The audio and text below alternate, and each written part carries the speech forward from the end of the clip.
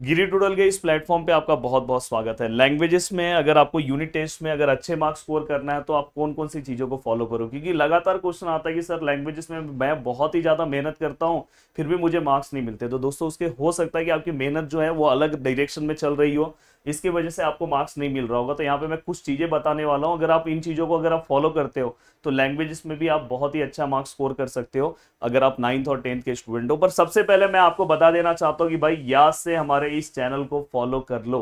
क्योंकि यहाँ पे 9th और 10th से रिलेटेड बहुत सारी चीजें है चैनल के ऊपर ऑलरेडी है और बहुत सारे स्टूडेंट बहुत ही अच्छे तरीके से कवर करते जा रहे हैं। अब दोस्तों मैं यहाँ पे बताना चाहता हूँ कि अगर आप 9th और 10th के स्टूडेंट हो तो देखो इस चैनल के ऊपर हिंदी, मराठी और इंग्लिश, ये तीनों सब्जेक्ट से रिलेटेड, लैंग्वेजेस के तीनों सब्जेक्ट से रिलेटेड 100% कंटेंट अवेलेबल है। अब दोस्तों यहाँ पे एक प्रॉब्लम आपके साइड से क्या होता है पता है, आप स्टार्टिंग में बहुत कुछ मतलब करने की कोशिश में सब कुछ आप खराब कर देते हो और पहला यूनिट टेस्ट बहुत ज्यादा इंपॉर्टेंट होता है। दोस्तों आपको क्या करना चाहिए, देखो फर्स्ट यूनिट टेस्ट में अगर आप 9th के स्टूडेंट हो तो कम से कम, जैसे अगर मैं समझो बात करूं मराठी सब्जेक्ट का, तो आपका एक यूनिट आपको यहाँ पे पूछा जाएगा जिसके अंदर से कुछ नहीं तो आपके 2 पोएम होंगे और बाद में कम से कम 2 लेसन होंगे और एक आपका स्थूल वाचन होगा। अगर मैं यहाँ पे जैसे अगर अलग अलग सब्जेक्ट की बात करूँ, अगर समझो हिंदी की बात करूँ तो हिंदी का थोड़ा अलग तरीके से रहेगा, मराठी इंग्लिश की बात करूँ तो उसका अलग तरीके से रहेगा, बट मैं एक जस्ट मराठी का एग्जाम्पल दिया। अगर मैं 10th क्लास की बात करूँ तो फर्स्ट यूनिट टेस्ट में मे भी हो सकता है कि आपका 1 यूनिट से ज़्यादा सिलेबस हो, 1 यूनिट से ज़्यादा सिलेबस होने के चांसेस है क्योंकि आपका सिलेबस थोड़ा सा ज़्यादा आता है। अब देखो दोस्तों अगर मैं बात करूं स्पेशली अगर मराठी सब्जेक्ट, इंग्लिश सब्जेक्ट की, इंग्लिश सब्जेक्ट में एक पार्ट पूछा जाता है दोस्तों एप्रिसिएशन का,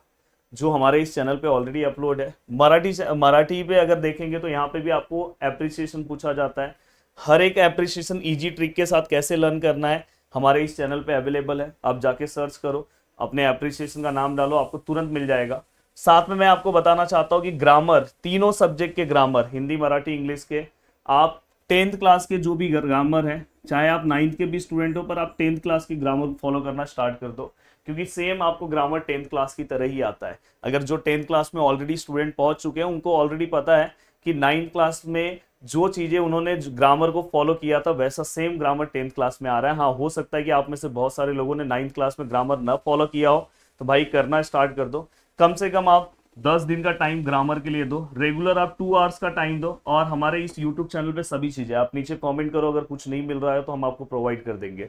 साथ में और भी अगर आपको अच्छा मार्क्स स्कोर करना है तो क्या करो पता है, जो आपका U11 यूनिट आने वाला है, आप क्या करो, जैसे फॉर एग्जांपल मैं मराठी सब्जेक्ट की बात करूं, जैसे अगर समझो आपका कोई लेसन है, मैं अगर 10th की बात करूं तो अगर 10th को उपास करके लेसन है, तो आपको क्या करना है, उपास का आप अपने टेक्सुअल क्वेश्चन को देखोगे तो उस तरह के क्वेश्चन एग्जाम में नहीं पूछे जा रहे, एग्जाम में आपको पैराग्राफ टाइप में क्वेश्चन पूछे जा रहे हैं। तो आप पैराग्राफ अपना डाइजेस्ट लेके पैराग्राफ का आप प्रैक्टिस करो, घर पे बैठ के बुक रीडिंग करो, साथ में प्रैक्टिस करो। अगर कोई ये पेरेंट्स अगर इस वीडियो को देख रहे हैं तो आप बच्चे को बुक दो और बुक देने के बाद आप सामने डाइजेस्ट रखो, पर डाइजेस्ट का आंसर उसको मत देखने बोलो, क्वेश्चन के लिए डाइजेस्ट फॉलो करो। डाइजेस्ट क्वेश्चन के लिए अगर आप फॉलो करोगे तो डाइजेस्ट से क्वेश्चन देखो और फिर आप अपने टेक्स्ट बुक से उसका आंसर ढूंढने की कोशिश करो। तो उससे कैसा हो जाएगा, क्योंकि आपके टेक्स्ट बुक के अगर आप नीचे देखोगे टेक्सुअल क्वेश्चन जो है उस तरह के क्वेश्चन नहीं आते, आपको पैराग्राफ टाइप में क्वेश्चन पूछे जाते हैं। और आपके बुक में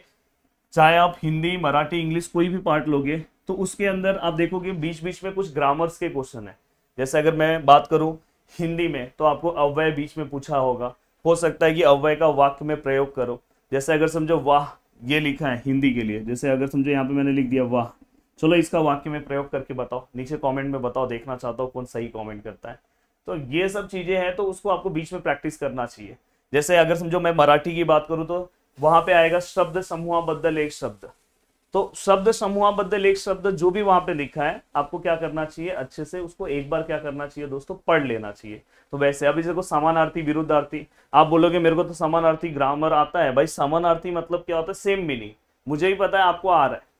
बट अगर कुछ ऐसे वर्ड्स होते हैं जिसके समानार्थी शब्द याद करने पड़ेंगे तो कुछ ग्रामर की चीजें हैं जो आपको याद करनी होगी। तो अगर आप अच्छे से अपना एक एक यूनिट अच्छे से कवर करो, जो भी आपके डाइजेस्ट में बीच बीच में जो भी ग्रामर्स के क्वेश्चन उसको अच्छे से याद कर लो, लेखन नियमानुसार लेखन में जो भी रॉन्ग लिखा है उसको करेक्ट करके सही कर दो, और ग्रामर के हर एक वीडियो मेरे चैनल पे अवेलेबल है, आप जाके कोई भी ग्रामर का टॉपिक डालो, गिरी ट्यूटोरियल्स लिखो, आपको तुरंत मिल जाएगा।